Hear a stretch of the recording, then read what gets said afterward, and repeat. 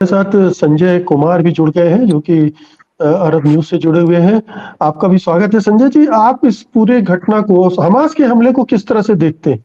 ये डेस्परेशन में लिया हुआ फैसला है या फिर आपको लगता है कि इसके पीछे कुछ दूसरी ताकतें हैं जो हमास को इस्तेमाल कर रही है? हमास ने कभी कोई इस छिपाया नहीं है कि वो हिंसा के बल पर इज़राइल को सबक सिखाता रहेगा, सबक सिखा पाए ना पाए, लेकिन उसका ये लगातार प्रयास रहा है कि वो अटैक करता रहा है, हिंसक अटैक करता रहा है। लेकिन इतना बड़ा अटैक कि 5000 रॉकेट सुबह-सुबह दाग दिए जाएँ और बहुत सारी जगहों से इन्फिल्ट्रेट कर जाएँ हमास के लोग, ये थोड़ा-सा चौंकाने वाला था। हमास कह रहा है 7,000। जी। जी। ये तो मेरे ख्याल से पिछले 50 साल में पहली दफ़ा ऐसा अटैक हमास ने किया और इस पैलेस्टीनियन की तरफ से हुआ है।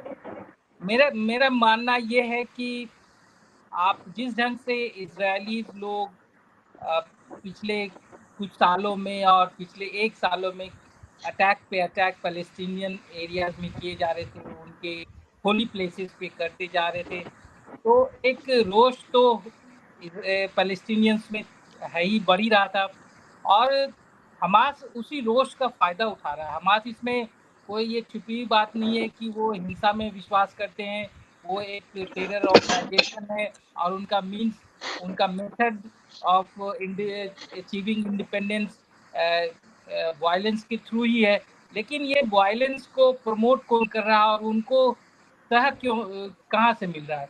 ये तो मनोबल उनका अब ये हालात है जिस अगर आप सॉरी। वहाँ की घटनाओं पे नज़र रखते हो तो आप समझ पाएंगे कि जो पैलेस्टीनियंस या अगर वो शांति से भी रहना चाहें तो वो शांति से नहीं रह सकते।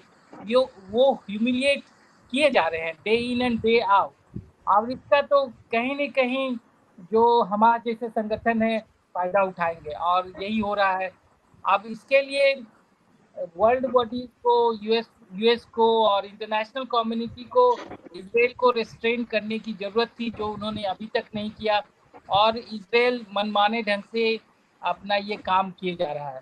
और मेरे ख्याल से जब से ये नेतन्याहू वहाँ पे आए हैं, इजराइल के पॉलिटिक्स और भी वो मिलिटेंट हो गया है और भी रेडिकल हो गया। इसका भी एक रिपरकशन है कि जो इजराइल इस ढंग से कंटिन्यूअसली पैलेस्टीनियन एरियाज में अटैक किए जा रहा है और अब वहाँ पे मेरे ख्याल से हमास ने भी एक स्ट्रैटेजी अभी के वक्त में ये देखा कि इजराइल भी अभी इंटरनली काफ़ी डिवाइडेड है। अगर आप वहाँ की पॉलिटिक्स को फॉलो कर रहे होंगे तो आप देखेंगे कि पिछले कुछ महीनों में काफ़ी स्ट्राइक्स हुए, जो नेतन्याहू की जो कोशिश थी कि सारा वहाँ पे लेजिस्लेटिव पावर्स ज़्यादा आ जाए, दूसरे इंस्टीट्यूशंस को कमज़ोर किया जाए। प्लस एक ये भी वहाँ पे एक तबका, काफ़ी स्ट्रॉन्ग तबका है जो नेतन्याहू की पॉलिटिक्स, जो रेडिकलाइजेशन की पॉलिटिक्स है, उससे सहमति नहीं रखता है। तो एक जो इजराइल के इंटरनल डिवीज़न का भी मेरे ख्याल से हमास अभी इस स्टेज में फ़ायदा उठाकर वहाँ पे अटैक करने की कोशिश किया है और अटैक किया भी है। तो ये बहुत सारे फैक्टर्स हैं, Israeli internal politics plus desperation on the part of the Palestinian. तो ये मेरे ख्याल से ये आज या कल होना ही था और इसके लिए ग्राउंड इजराइल तैयार कर रहा था, वेस्टर्न कंट्रीज तैयार कर रहे थे। जब आप उनको रिस्ट्रेन नहीं कर पा रहे थे, जब आप उनको कंडेम नहीं कर रहे थे इजरायली अटैक्स को, day in and day out उनके पैलेस्टीनियन ह्यूमिलिएशन को, तो ये तो ऑफ कोर्स हमास के इस अटैक को क्रिटिसाइज जरूर करना चाहिए, क्योंकि इससे एक और वहाँ पे सिचुएशन एस्केलेट हो जाता है। लेकिन इसके लिए जिम्मेवार कौन, ये भी जानने की जरूरत है। सत्य हिंदी का ऐप डाउनलोड करें गूगल प्ले स्टोर पर।